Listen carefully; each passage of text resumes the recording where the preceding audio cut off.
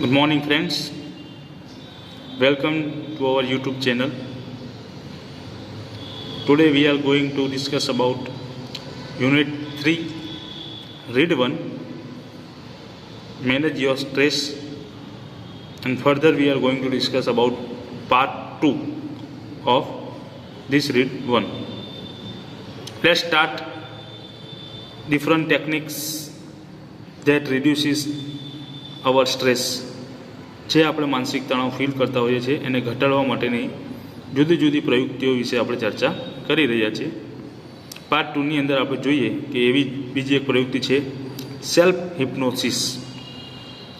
Self હિપ્નોસિસ એટલે આપણે કૃત્રિમ રીતે જે નિંદ્રા અવસ્થા છે એને માણવાની છે. એટલે કહી શકાય કે કૃત્રિમ રીતે આણેલી ગાઢ નિંદ્રાવસ્થા. સેલ્ફ હિપ્નોસિસ એટલે તમે વિદ્યાર્થી મિત્રો બધું જાણતા જ હશો કે ઓલું આપણે પેન્ડોલિયમ હોય છે એનાથી સામેવાળી વ્યક્તિને આપણે કૃત્રિમ રીતે નિંદર અવસ્થામાં લઈ જવામાં આવે છે અને ત્યાર પછી એની સાથે શું બનાવ બન્યા હતા એના વિશે એને પૂછવામાં આવે છે અને બધી માહિતી મેળવવામાં આવે છે. જોઈએ સેલ્ફ હિપ્નોસિસમાં આપણે શું કરવાનું છે. You can use this self-hypnosis state to relieve mental stress. આપણે આ સેલ્ફ હિપ્નોસિસ સ્ટેટ એટલે અહીંયા રાજ્ય નહીં વિદ્યાર્થી મિત્રો, પણ અવસ્થા. સ્ટેટ એટલે અવસ્થા. આ સેલ્ફ હિપ્નોસિસ નામની અવસ્થાનો ઉપયોગ કરવાનો છે ટુ રિલીવ મેન્ટલ સ્ટ્રેસ. જે માનસિક તણાવ છે એમાંથી મુક્તિ મેળવવા માટે, રાહત મેળવવા માટે આનો ઉપયોગ કરવાનો છે. Try the following exercise. જે નીચે તમને કસરત આપેલી છે, એક્સરસાઇઝ આપેલી છે, એ તમારે કરવાની છે. It becomes easier with your eyes closed. ખૂબ જ સરળ બની જશે જો તમે તમારી આંખો બંધ કરીને આ એક્સરસાઇઝ કરશો. ફર્સ્ટ ઓફ ઓલ શું કરવાનું છે? Settle back in a chair and close your eyes. એક આરામદાયક ખુરશીમાં બેસી જાઓ અને આંખો બંધ કરી દો. Start counting backwards from 99 to 70. 99થી 70 સુધી તમારે ઉલટી ગણતરી કરવાની છે. એટલે કે 99, 98, 97 એવી રીતે. Count slowly to fit in with your breathing. જે આપણે શ્વાસોશ્વાસ લઈ રહ્યા છે એની સાથે આપણી જે ગણતરી કરી રહ્યા છે એ ફિટ થઈ જવું જોઈએ. એટલે જેમ આપણે શ્વાસ લઈએ છીએ, છોડીએ છીએ, એ જ રીતે કાઉન્ટ કરવાનું છે. ફોર એક્ઝામ્પલ 99, 98, 97, 96, 95, 94 આ રીતે. ત્યાર પછી જ્યારે આપણે 70 આવી જઈએ પછી શું કરવાનું છે? નાવ કાઉન્ટ ડાઉન ફ્રોમ 69 ટુ 30. પછી પાછું 69થી 30 સુધી આપણે પાછી ગણતરી કરવાની છે.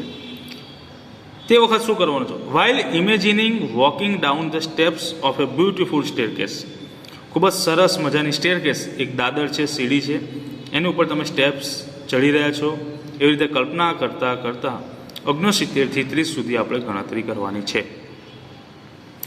Feel yourself walking down in time with your બ્રેધિંગ.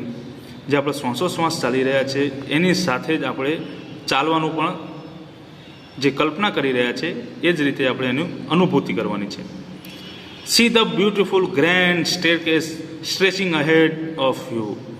જેમ જેમ તમે દાદર ચડી રહ્યા છે એમ જે આ દાદર છે કેવી છે? બ્યુટિફુલ એન્ડ ગ્રેન્ડ, ખૂબ જ નયનરમ્ય અને સુંદર આ જે દાદર છે. Stretching ahead of you. જેમ જેમ તમે આગળ વધી રહ્યા છો એમ એમ આગળ સ્ટ્રેચિંગ વિસ્તાર પામે છે, આગળ વધી રહી છે. Imagine the steps are carpeted so that your progress is as effortless as possible.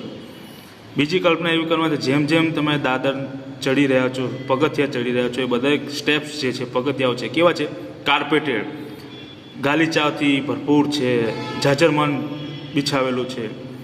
અને તમે જે ચાલી રહ્યા છો તમને એફર્ટલેસ, કોઈ પણ જાતની તમને પીડા થતી નથી, બિલકુલ પ્રયત્નો વિના તમે આગળ વધી રહ્યા છો. ધેન પછી count down from 29 to 0 while imagining drifting further down in luxurious lift. Drifting એટલે મૂવિંગ, આગળ વધી રહ્યા છો. હવે જ્યારે તમે 29થી શૂન્ય સુધી જ્યારે તમે ઉલટી ગિનતી કરો છો ત્યારે હવે તમારે શું વિચારવાનું છે, કેવી કલ્પના કરવાની છે, ઇમેજિન કરવાનું છે કે ડ્રિફ્ટિંગ ફર્ધર, હવે તમે દાદર ઉપરથી આગળ વધી રહ્યા છો. ક્યાં? ડાઉન ઇન લક્ઝરિયસ લિફ્ટ, આગળ એક ખૂબ જ એવી લક્ઝરિયસ ભવ્ય લિફ્ટ આવેલી છે.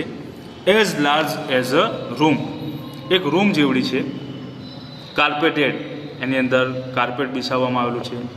With views of landscape outside, અને એની બહાર તમે જેવો નજરમાં નાખો છો તો બધું જ લેન્ડસ્કેપ, કુદરતી નયનરમ્ય દ્રશ્યો તમે જોઈ રહ્યા છો એવી રીતે. Watch the decreasing numbers along with your breathing, જે આ નંબરમાં તમે જે ઘટાડો લાવો છો, ડિક્રીઝ કરો છો, એને તમારે શ્વાસોશ્વાસ સાથે જ ગણતરી કરવાનું છે. As you arrive at zero, જ્યારે તમે ઝીરોએ આવો ત્યારે ધ લિફ્ટ ડોર્સ ઓપન્સ, આપણે કલ્પનામાં જ છે. શું થઈ રહ્યું છે? જે લિફ્ટના ડોર છે એ હવે ખુલી રહ્યા છે. And you enter a room that is furnished just as you would like it. લિફ્ટના દરવાજા ખુલતાની સાથે જ તમે એક રૂમની અંદર પ્રવેશ કરી રહ્યા છો, અને આ રૂમ કેવું છે? Furnished just as you would like it, તમને જેવું રૂમ ગમે છે એ જ પ્રમાણેનું શણગારેલું, ફર્નિશ કરેલું એ રૂમ છે. તમને જે રીતે ગમતું હોય એ તમારે કલ્પના કરવાની છે. It was all your favourite things in it and it is totally private. તમને જે મનગમતી વસ્તુઓ છે દરેક વસ્તુ એ રૂમની અંદર છે, અને આ રૂમ બિલકુલ પ્રાઇવેટ છે, કોઈ જાતની દખલઅંદાજી કોઈની છે નહીં. તમે જેવું ધારો છો એ જ પ્રમાણેનો રૂમ એ છે. Find a comfortable chair in your room and settle back in it. કલ્પનાની અંદર તમે હવે રૂમની અંદર પ્રવેશી રહ્યા છો, ત્યાં એક આરામદાયક ખુરશી છે એ રૂમની અંદર, અને હવે તમે એ ખુરશીની અંદર બેસી રહ્યા છો. Remain there in your imagination until you feel rested and refreshed. હજુ પણ આપણે કલ્પનામાં જ રહેવાનું છે. ક્યાં સુધી? કે જ્યાં સુધી આપણે આપણી જાતે રેસ્ટેડ એન્ડ રિફ્રેશ, એક આરામદાયક સ્થિતિની અંદર અને રિફ્રેશ ના થઈ જઈએ ત્યાં સુધી તમારે એ ખુરશીની અંદર, કલ્પનાની અંદર બેસી રહેવાનું છે. Then open your eyes again. જ્યારે તમને રિફ્રેશ લાગે, આરામ થઈ જાય એટલે તમારી આંખો ખોલી નાખવાની છે. તો આ પ્રવૃત્તિ હતી સેલ્ફ હિપ્નોસિસ. નેક્સ્ટ એક પ્રવૃત્તિ છે ધ સ્ક્રીન એક્સરસાઇઝ. સ્ક્રીન એટલે પડદાની વાત છે, પડદાની વિશેની આ કસરત છે. When emotions have taken you over, જ્યારે ઇમોશન્સ, આવેગો આપણી ઉપર હાવી થઈ જાય છે ત્યારે it becomes nearly impossible to think clearly. તો સ્પષ્ટ રીતે વિચારવું આપણા માટે કેવું બની જાય છે? ઇમ્પોસિબલ, અશક્ય બની જાય છે. then it becomes very easy to make unwise decisions or to agree to something which is not to your advantage. ને જ્યારે આપણે સ્પષ્ટ રીતે વિચારી શકતા નથી ત્યારે શું થાય છે કે આપણે અનવાઇઝ ડિસિઝન, મૂર્ખામી ભર્યા ડિસિઝન્સ લેતા હોઈએ છીએ જ્યારે આપણે ઇમોશન્સમાં હોઈએ છીએ, આવેગમાં હોય છે. અથવા to agree to something which is not to your advantage, અને આપણે અમુક વાર એવી બાબતોમાં પણ સંમત થઈ જાય છે, અગ્રી થઈ જાય છે કે જે આપણા ફાયદા માટે હોતું નથી. The screen exercise shows you how to step back and emotionally detach yourself from your current situation so that you can see more clearly what is going on. The screen exercise જે છે એ shows you, શું બતાવે છે? How to step back and emotionally detach. કેવી રીતે આવેગિક રીતે detach yourself, આ આવેગોમાંથી આપણી જાતને બહાર કાઢવી, ડિટેચ, અલગ કરવી, ફ્રોમ યોર કરંટ સિચ્યુએશન, જે આપણી આ મોજૂદા હાલાત છે, સિચ્યુએશન છે, એમાંથી કઈ રીતે આપણી જાતને અલગ કરવી. સો દેટ, તેથી you can see more clearly what is going on, જેથી આ આવેગવાળી પરિસ્થિતિમાંથી આપણી જાતને જો બહાર કાઢી લઈશું તો આપણે ખૂબ જ સ્પષ્ટતાપૂર્વક જોઈ શકીશું કે શું ચાલી રહ્યું છે.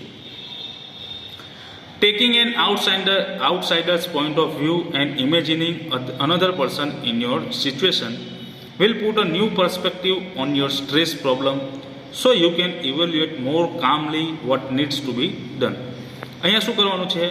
The taking an outsider's point of view, આપણી જે સિચ્યુએશન છે એ સિચ્યુએશનમાં આપણે આઉટસાઇડર્સ, જે બહારથી જોઈએ છે, પોઈન્ટ ઓફ વ્યૂ જે હોય છે એ બહારથી આપણે જોવાનું છે. ઇમેજિનિંગ, કલ્પના કેવી કરવાની છે? Another person in your situation, આપણી જે આ મોજૂદા સિચ્યુએશન છે, હાલાત છે, એની અંદર કોઈક બીજા વ્યક્તિને આપણે મૂકી દેવાનું છે અને આપણે એ સિચ્યુએશનમાંથી બહાર નીકળી જવાનું છે. તો એનાથી શું થશે? Will put a new perspective on your stress problem. જે આપણી આ તણાવવાળી જે પ્રોબ્લેમ છે, સમસ્યા છે, એમાં તમને ન્યૂ પર્સપેક્ટિવ્સ, નવા નવા તમને દ્રષ્ટિકોણ મળશે, નવા નવા વિચાર, આઈડિયાઝ મળશે. તેથી શું થશે? So you can evaluate more calmly what needs to be done. તો આ પરિસ્થિતિ અંદર ખરેખર શું કરવા જેવું છે એનું તમે શાંતિથી, કામલી ઇવેલ્યુએટ, મૂલ્યાંકન કરી શકશો. કઈ રીતે આ સિચ્યુએશન છે, એક્સરસાઇઝ છે, એ હવે આપણે જોઈશું. વિથ યોર આઈઝ ક્લોઝ, આંખો બંધ કરીને, think about the situation that is currently causing you stress.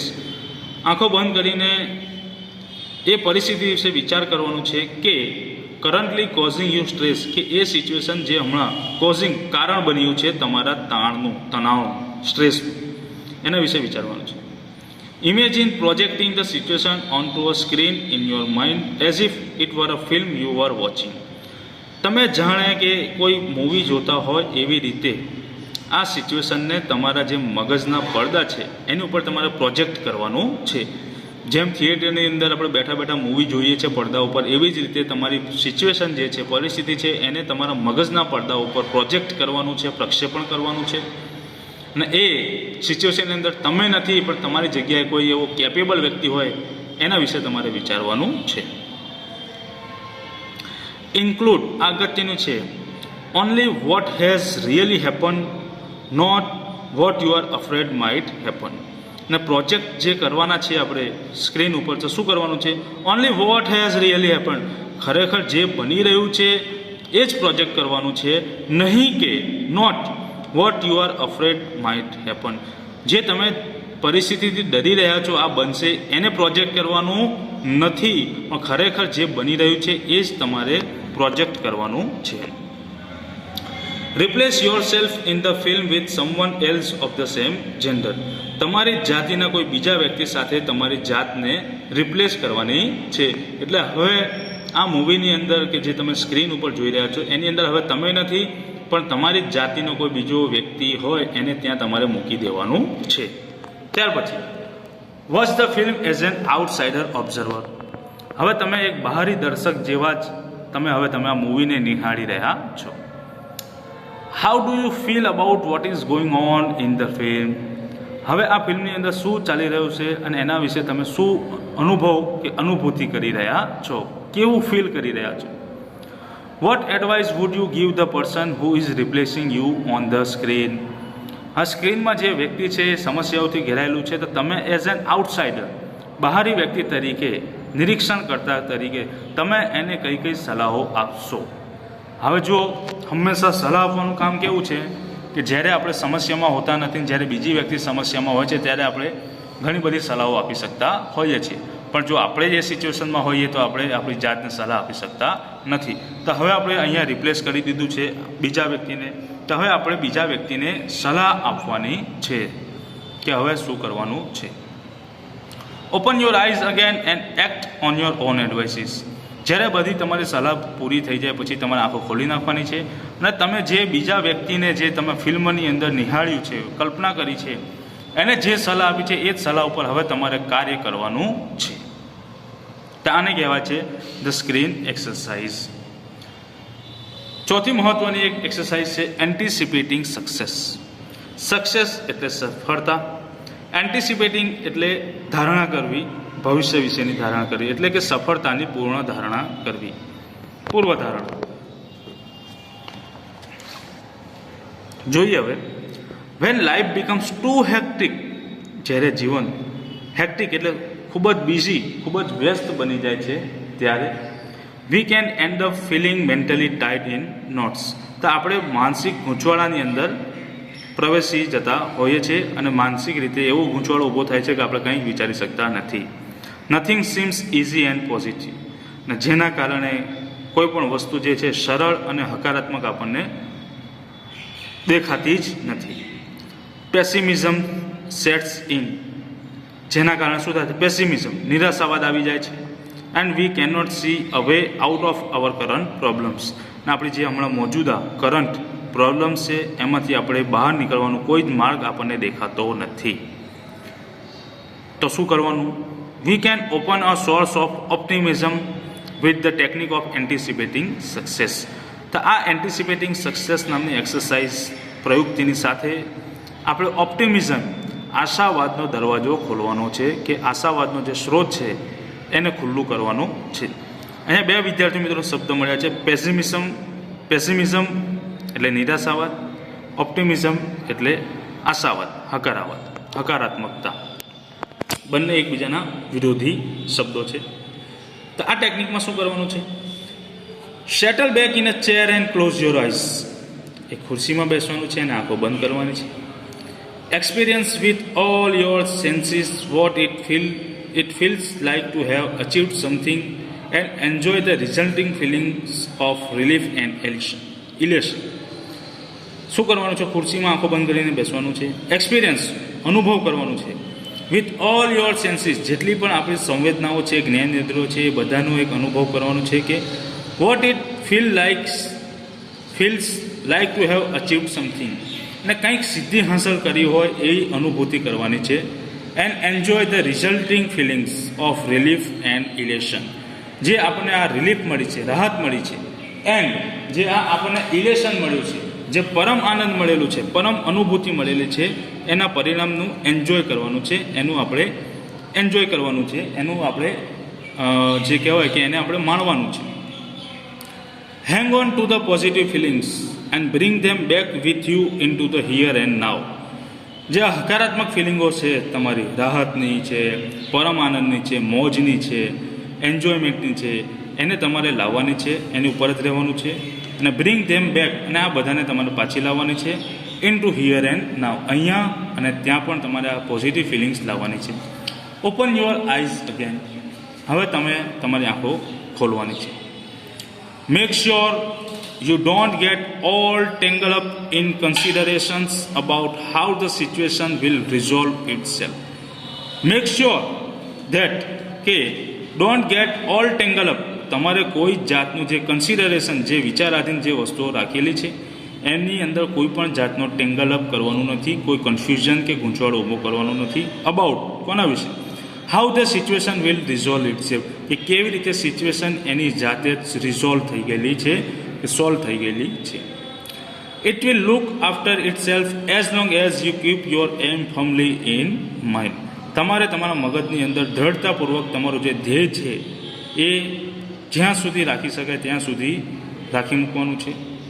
If you stay focus on a positive outcome, જે હકારાત્મક પરિણામો મળ્યા છે એની ઉપર જો તમે ફોકસ કરી રાખશો તો you can think more clearly, તો તમે વધુ સ્પષ્ટતાપૂર્વક વિચારી શકશો. And you will make better decisions, અને તમે ખૂબ જ સારા એવા ડિસિઝન્સ, નિર્ણયો લઈ શકશો. Which will eventually lead to the desired results, અને જે તમને ઇવેન્ચ્યુઅલી, ફાઇનલી, અંતમાં દોરી જશે ક્યાં સુધી? ટુ ધ ડિઝાયર્ડ રિઝલ્ટ, જે તમારા ઈચ્છિત પરિણામો છે ત્યાં સુધી તમને આ સિચ્યુએશન લઈ જશે. If there food B a number of different positive outcomes, જો એકથી વધારે પ્રમાણની અંદર જુદા જુદા હકારાત્મક આઉટકમ્સ, પરિણામો મળ્યા હોય તો then simply concentrate on visualising one version today and another version tomorrow. જો ઘણા બધા તમને હકારાત્મક પરિણામો મળેલા હોય તો એક પરિણામ ઉપર આજે કાર્ય કરો, કોન્સન્ટ્રેટ કરો, ધ્યાન કેન્દ્રિત કરો, અને જે બીજું વર્ઝન છે, બીજું પરિણામ છે એના આવતીકાલે તમારે એની ઉપર ફોકસ કરવાનું છે. This is not an exercise in correctly predicting the future.